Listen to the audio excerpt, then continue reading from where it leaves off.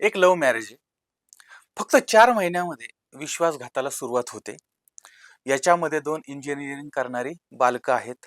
एक लग्न झालेली तरुणी आहे आणि तिचा पती आहे. अशा पद्धतीने हा प्रेमाचा त्रिकोण किंवा हा चौकोन, या चौकोनामध्ये अडकलेली एक अबला नारी आणि त्या अबला नारीची ही आहे कहाणी.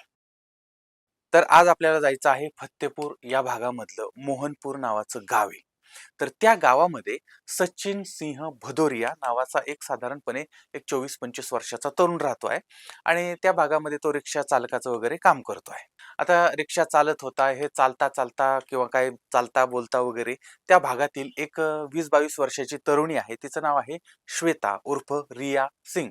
आता ही जी रिया किंवा श्वेता आहे, आपण रिया म्हणू किंवा श्वेता म्हणू, तर ही जी तरुणी आहे तर त्या तरुणीचं ह्याच्याबरोबरती प्रेमसंबंध जुळले.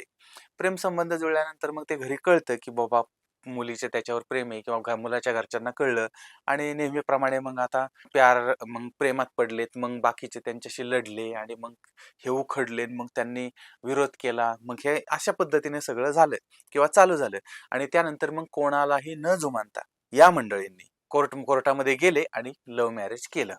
आता यांच्या लव्ह मॅरेजला साधारण 4 महिने पण झाले नव्हते आणि मग त्यांचा एक महत्वाचा म्हणजे एक अत्यंत भयंकर घटना घडली होती. पण आता यांचं कोर्ट मॅरेज झालं, लग्न झालं. आता गावात तिथं थांबणं त्यांना शक्य नव्हतं. मग लग्नानंतर हे दोघं जण गुजरातला गेले. गुजरातला गेले, तिथं साधारणपणे एक 2-3 महिने ते राहिले आणि त्यानंतर साधारण 1 महिन्यानंतर म्हणजे साधारण महिन्यापूर्वी, ही घटना घडण्याच्या आधी महिन्यापूर्वी ते कानपूरला आले आणि कानपूर या ठिकाणचं महाराजापूर हा जो भाग आहे, त्या ठिकाणी एक इंजिनिअरिंग कॉलेज आहे. म्हणजे भविष्यामध्ये देशाचं भविष्य घडवणारा जो कारखाना असतो तो म्हणजे इंजिनिअरिंग कॉलेज, असं मी कुणाकडून तरी ऐकलेलं होतं. तर तशा कॉलेजच्या शेजारी ते आले. त्या ठिकाणी रोमा नावाचा भाग आहे. त्या भागात हायटेक सिटी नावाचं ठिकाण आहे किंवा त्या भागामध्ये भाड्यानं त्यांनी रूम घेतली आणि तिथं नवरा बायको दोघं राहायला लागले. लग्नाला 2-3 महिने आता झालेले होते. दिवसभर हा बाबा रिक्षा चालवायचा, 4 पैसे मिळवायचा आणि त्याची पत्नी जी आहे ती संसार चालवत होती. आता या ठिकाणी येऊन त्यांना साधारणपणे एक 8-10 दिवस झालेले होते आणि यावेळेस त्या पतीला असं जाणवलं, की बायकोच्या बोलण्यामध्ये किंवा वागण्यामध्ये फरक पडलेला आहे. आणि अनेक वेळा मग इंजिनिअरिंग करणारी काही मुलं होती, ती त्याच्या घराभोवती घिरटा घालताना दिसत होती, फिरताना वगैरे दिसत होते.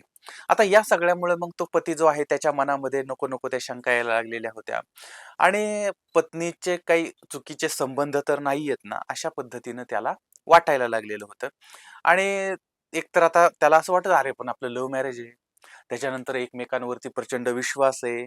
त्यानंतर आपण घरच्यांच्या विरोधात जाऊन असं-असं लग्न केलेलं आहे, एकमेकांना स्वीकारलेलं आहे आणि त्याच्यामुळे मग अशा गोष्टी असण्याची शक्यता नाही असं त्याला वाटत होतं. पण तरी पण मनामध्ये जी शंका असते आणि त्याच्यामुळे मग त्याने एक प्लॅन केला.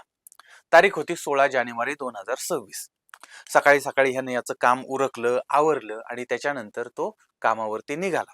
कामावर निघाला म्हणजे रिक्षा चालवायला निघाला. त्यावेळेस त्यानं बायकोला सांगितलं, म्हटला, की आज एक पार्टी आहे. पार्टी म्हणजे आपल्याकडे पार्टी म्हणजे खाणं-पिणं असं असतं. पण एक अशी पार्टी आहे, की ज्यांना बाहेर जायचंय, बाहेरच्या गावी जायचं, त्यांना मला त्या पार्टीला घेऊन जायचंय आणि त्याच्यामुळे मला घरी यायला एकतर उशीर होईल किंवा मी आज येणार नाही.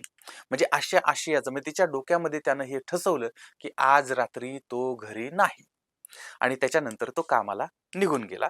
रिक्षा चालवायला निघून गेला. तो गेला त्यानंतर त्यानं दिवसभर काही त्याचं काम केलं. नंतर लवकरच घरी आला. कारण त्याचा प्लॅन होता, की सांगायचं घरी म्हणजे येणार नाही म्हणून आणि तो येणारच होता. तसा तो घरी आला.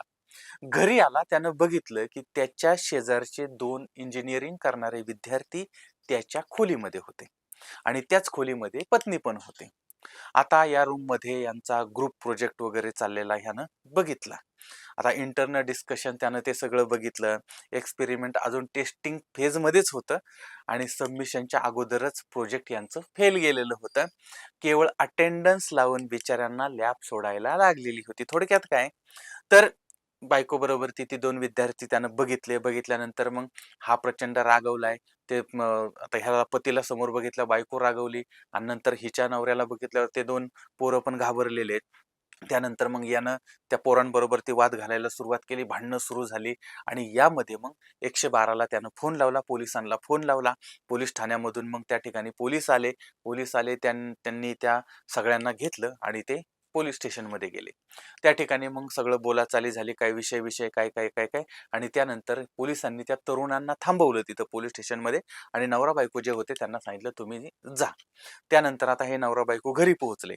घरी पोहोचल्यानंतर आता एकतर अगोदरच नवऱ्याने हे सगळं बघितलं होतं आणि त्याच्यामुळे त्याच्या डोक्यामध्ये प्रचंड राग होता. हे सगळं झालं घरी गेल्यानंतर अशी माहिती समोर येते, म्हणजे त्या पतीनं नंतर सांगितलं, की एकाच घरामध्ये त्या 3 जणांच्या बरोबर ती राहण्याचा आग्रह त्याची बायको करायला लागलेली होती. आता हा तिचा जो अवतार आहे तो बघितल्यानंतर मात्र त्या नवऱ्याला प्रचंड म्हणजे अगोदरच राग होता. त्या रागाच्या आगीमध्ये अजूनच तेल ओतलं गेलं. आणि त्यानं त्या रागामध्ये मग त्यानं त्या बायकोचा गळा आवळायला सुरुवात केली होती आणि तिचा गळा आवळून त्यानं तिची हत्या केली. हत्या केल्यानंतर आता ह्या सगळ्यामध्ये बराच उशीर झाला. आता दुसरा दिवस उजाडलेला आहे आणि श्वेताची हत्या झाल्यानंतर हा जो पती आहे, तो पती पोलीस ठाण्यामध्ये गेला आणि त्यानं स्वतः ही घटना पोलिसांना सांगितली. तर अशा पद्धतीनं हे 4 महिन्याचं लव्ह मॅरेज होतं. हा 4 जणांचा चौकोन होता आणि त्या चौकोनामुळे ते उद्ध्वस्त झालेलं होतं. आता या घटनेमध्ये अजून एक वेगळा ट्विस्ट आलेला होता. म्हणजे पोलिसांनी त्या श्वेताच्या कुटुंबाला ही सगळी माहिती दिलेली होती, तिच्या आई-वडिलांना वगैरे घरच्यांना.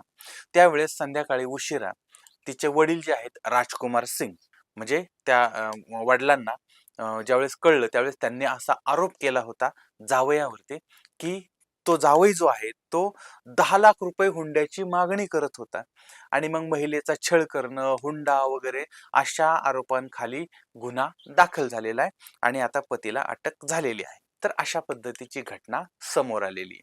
या सगळ्यामधून आपल्याला धडा काय मिळतो? आता या धडा ह्याच्याबद्दल आपण प्रचंड बोललेलो आहोत. पाठीमागच्या प्रत्येक स्टोरीमध्ये आपण धडाच करतो आहोत आणि धडाधडा बोलतो आहोत. आता या स्टोरीमधून आपण काय लक्षात घ्यायचं? तर इंजिनिअरिंग करणाऱ्या विद्यार्थ्यांनी इंजिनिअरिंगवरतीच लक्ष द्यावं. बाकीचं सोशल इंजिनिअरिंगच्या भानगडीमध्ये पडू नये. आणि अजून आता काय तुम्हाला काय वाटतं ते तुम्ही जरूर कळवा. पुन्हा भेटूया पुढच्या भागामध्ये एका नवीन विषयासह. तोपर्यंत धन्यवाद.